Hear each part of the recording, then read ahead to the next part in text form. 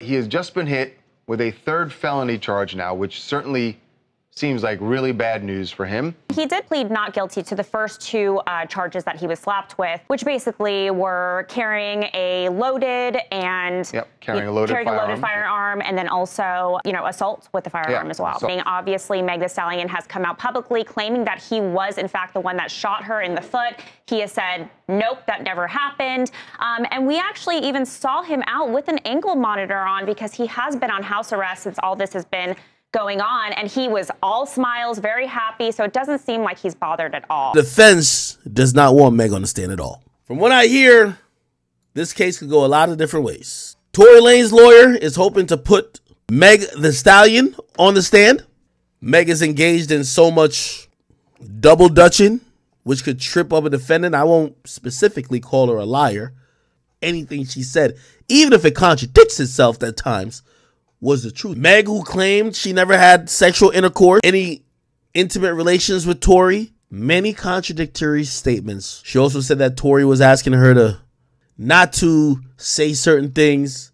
Now that it's in criminal court, going before 12 jurors, this is all about semantics and legal speak.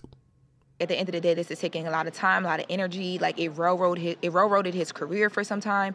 I think that now, to Jason's point, there is kind of a silver lining here where I don't know if we'll ever really know fully what happened that night, but we do know that someone was shot. But it makes it seem almost as if now kind of Tory can kind of go into like a little bit of a redemption, or so he feels anyway. He is certainly, You know what I mean? Because I don't think that we're ever going to figure out who shot the gun, because there were more people there than Tory. But we know that something did happen. With a deadly weapon. So I think what you're actually seeing here is good news for Tory Lanez. I think what prosecutors are doing is they're attempting to hedge their bets because they might not be able to prove the elements of the crime of the assault. Certainly seems like really bad news for him. He's going to cop a plea in that case. Is he going to go all the way and risk them 24 years? Whole thing with him in August, I don't know how that shit played out or what happened. You just can't play with it. They're gonna probably try to use that against him. You gotta really think things out, man, because in court, I don't know how good his attorneys are, if they're gonna be able to block that, but they're gonna say, look, not even this much time, here it is, we're looking at 6 to 7 months before he goes to trial, and here, another violent attempt. That prosecutor gonna look at that juror. It's more than your money on the line, your life, your freedom on the line, my boy.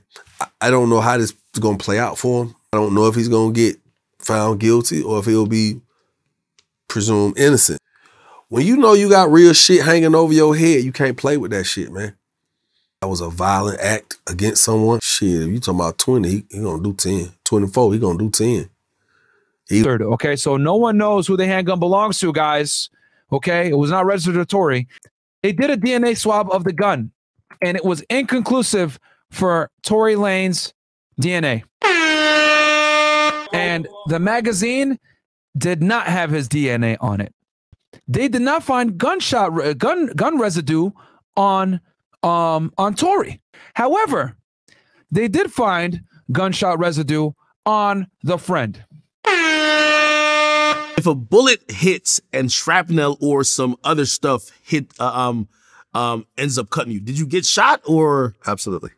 Okay, all right. So she got shot. Absolutely, and the fault goes to the shooter. Yeah, that's facts.